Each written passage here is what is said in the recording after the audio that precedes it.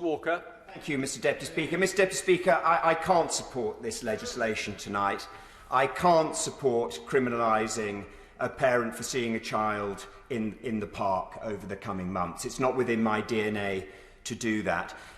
But, Mr Speaker, of course I will follow the law and respect the law. You have the argument in the House of Commons, you divide, you're on the winning side or the losing side, and I will be on the losing side. There is no doubt of that. But I do not wear the fact that I will support the law with great virtue, because it's so easy for me to comply with the law, isn't it? It's so easy for most people in this House to comply with the law.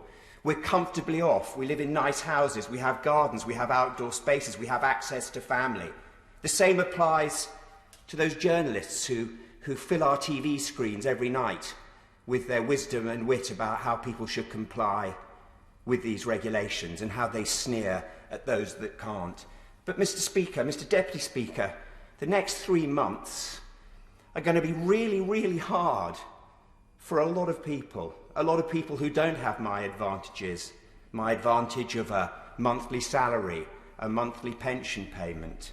These are people who are going to be worrying about their jobs, about their future, about their mental health, about their family relationships, because they will miss people terribly, or they will be in very small environments where apparently they can only leave to exercise once a day,